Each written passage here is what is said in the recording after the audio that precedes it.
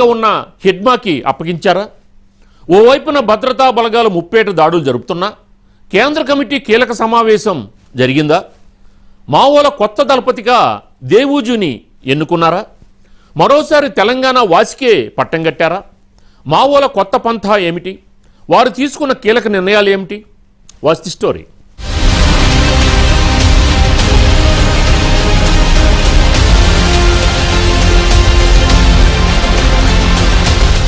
ఓవైపు భద్రతా బలగాల నిర్బంధం కొనసాగుతుండగా మరోవైపు మావోయిస్టు పార్టీ కేంద్ర కమిటీ సమావేశం జరిగినట్టుగా తెలుస్తోంది. ఈ సమావేశంలో మావోయిస్టు పార్టీ కేంద్ర కమిటీ కీలక నిర్ణయాలు తీసుకోవడంతో పాటు నాయకత్వ బాధ్యతలను తిప్పిరి తిరుపతి అలియాస్ దేవుజీకి అప్పగించినట్టుగా సమాచారం.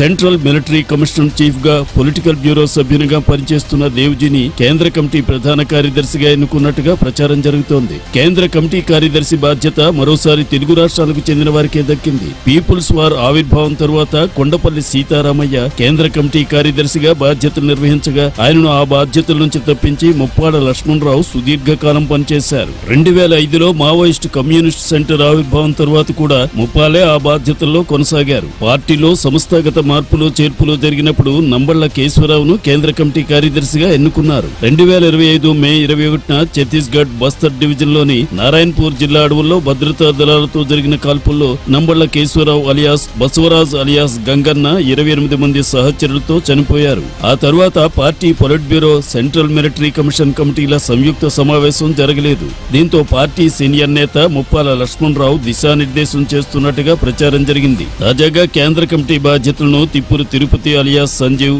Alias Chetan alias Ramesh alias Sudarshan alias దేవానికి అప్పగించినట్టుగా వెలుగులోకి వచ్చింది. దీంతో మరోసారి తెలుగు నాయకత్వానికే మావోలు పట్టం కట్టారు.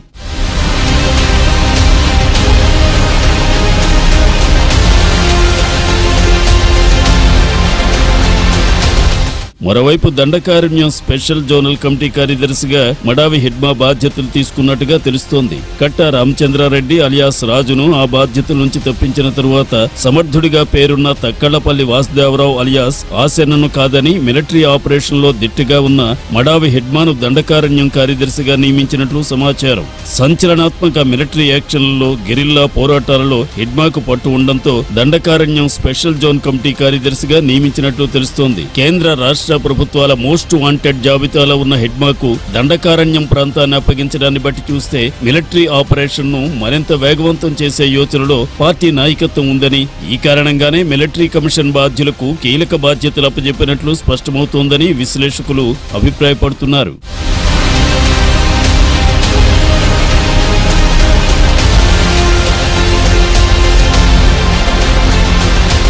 మరోపక్క వచ్చే మార్చి నాటికి నక్సలిజాన్ని దేశం నుంచి తుడిచిపెట్టేయాలన్న లక్ష్య సాధనలో భాగంగా కేంద్రం అడుగులు వేస్తోంది. అందులో భాగంగా ఛత్తీస్గఢ్ లో భద్రతా దళాలు మరింత ముమ్మరంగా చర్యలు చేపడుతున్నాయి. దీనిలో భాగంగా మావోయిస్టు అగ్రనేతలను మట్టుబెట్టేందుకు ఛత్తీస్గఢ్ లో సిఆర్పీఎఫ్, కోబ్రా బలగాలకు చెందిన 30 కొత్త స్థావరాలు, ప్రత్యేక యూనిట్లు ఏర్పాటు చేస్తున్నట్లు అధికార వర్గాలు వెల్లడించాయి. వర్షాకాలం తర్వాత అగ్రనేతలే టార్గెట్ గా దాడులను మరింత ముమ్మరం చేయాలని భద్రతా బలగాలు భావిస్తున్నట్లు సమాచారం.